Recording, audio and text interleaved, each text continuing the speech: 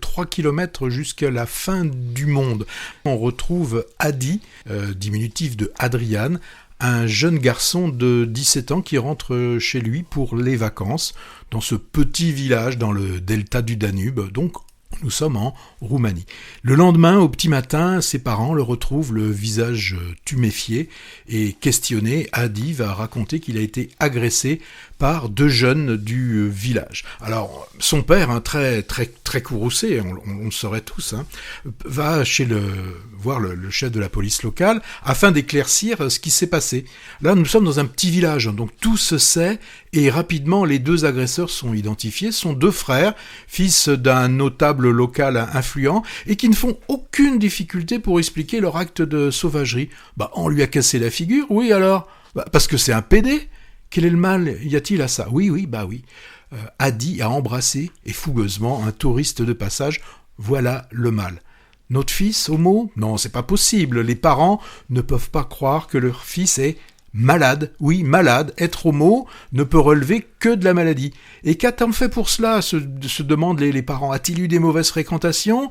Ou est-il tout simplement possédé ? Donc d'un statut de victime, on va avoir Adi qui va devenir celui qu'on soupçonne de tous les maux. Et les 2 jeunes brutes, elles, n'ont fait que ce qui semblait finalement être quasiment raisonnable devant une telle situation. Et comme les parents considèrent que être gay est une maladie, une maladie, il faut que ça se soigne.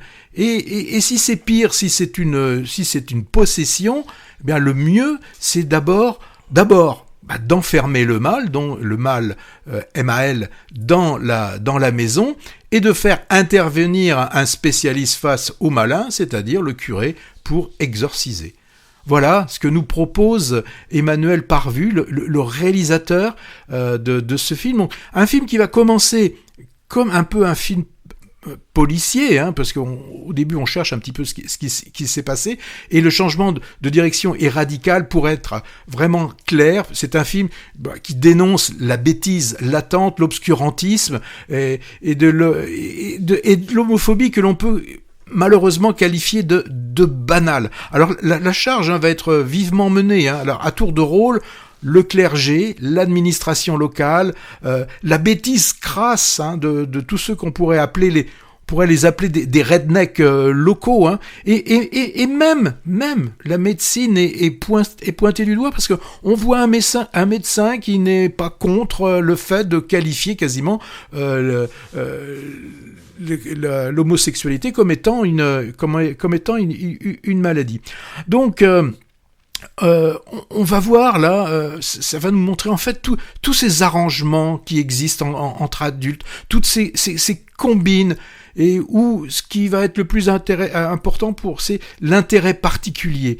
Parce que aussi dans ce film, on voit que sous-jacente, il y a la corruption qui est là. C'est-à-dire que grosso modo, on dit aux parents, si vous voulez que vous continuez grosso modo à pouvoir travailler comme vous voulez, ceci, cela, on étouffe l'affaire. Alors, à un moment donné, on a espoir, parce que finalement, il y a une assistante sociale. Alors assistante sociale, un peu policière, un peu les deux en même temps, une qui vient de la grande ville voisine, et elle nous paraît inflexible, incorruptible, et elle pense, et quand on la voit travailler, qu'elle va pouvoir remettre les choses dans le bon ordre. Mais vous verrez que la corruption est toujours là.